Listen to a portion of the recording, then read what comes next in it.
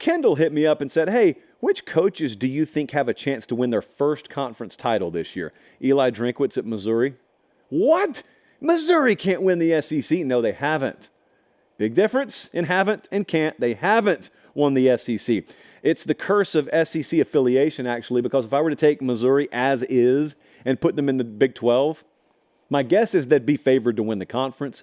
And if they weren't, they'd be right up there. They would be very competitive in the odds market in the ACC as well. So just because they're in the SEC, same team, different conference, people look down on them. Well, they're returning Brady Cook again at quarterback. Luther Burden, maybe the best receiver in the country. He's back again. They're 31st in returning production from a team that just went 11-2. That doesn't guarantee anything, but it makes me feel a lot better because normally when a team like Missouri wins 11 games is because they were loaded to the gills with a bunch of guys who were about to go off to the NFL or maybe the portal, and that didn't necessarily happen to the degree that it gutted their roster. Like Michigan's in the low 120s in returning production. Washington's like 130 in returning production. Missouri won 11 games, 31st returning production. They were 13th in the portal rankings as well. So they brought in some guys. They hired extremely well. They lost some good coaches, and they backfilled with just as good a caliber coach, and we track that stuff. They also avoid Georgia, Texas, LSU, and Tennessee in conference play. So it's doable, man. I know it's tough, but it's doable. What about Dan Lanning? Feels like an inevitability that he'll eventually win a conference title. Played for one last year. We were there, actually, on a Friday, no less. We were there. So Dan Lanning could win a first conference title in his career this year. It would be a Big Ten title. Could have the best quarterback room in the country, maybe. At least one of the best quarterback rooms in the country. They are one of probably, I'd say 4 or 5 really legit contenders for the Big Ten championship this year. They'll hold up in the Big Ten at the line of scrimmage, which is something I'm not as ready to say about Washington or USC or UCLA. And so, I mean, that's why FanDuel has them with the number 2 best odds to win the conference.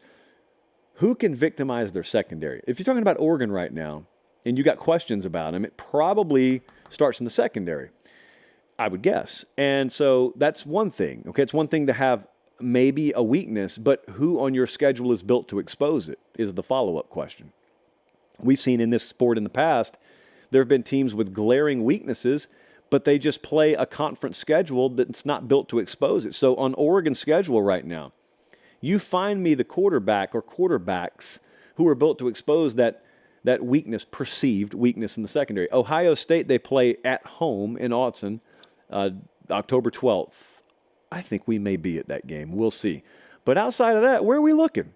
Now, admittedly, I have no clue what Wisconsin will look like by November 16th with Tyler Van Dyke up there.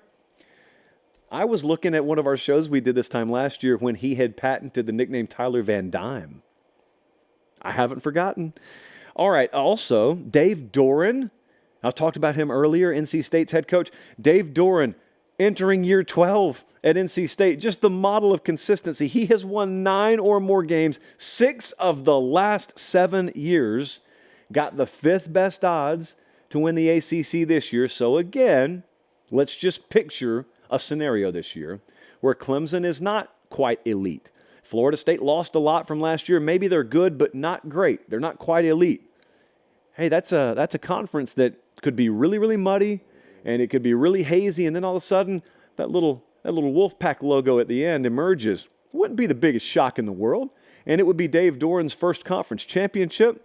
So Clemson, FSU, Miami, Louisville, NC State, they have the 5th best odds in the conference right now. They play Tennessee, I believe, in Charlotte, in week 2. That'll be a pretty good gauge because they go to Clemson 2 weeks later. They don't play FSU in the regular season.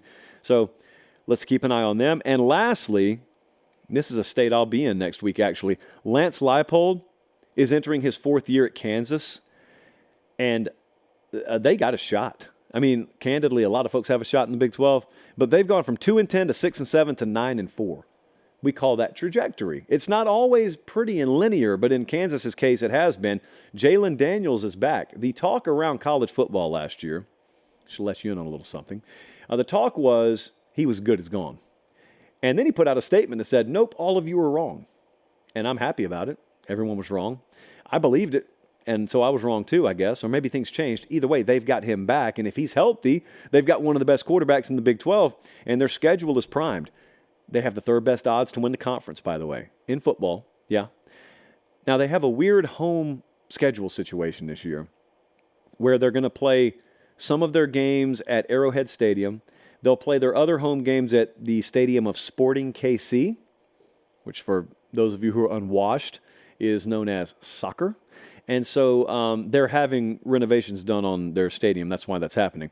So that'd be kind of weird to win your first conference title and not even have a home game to do it, technically, but crazier things have happened.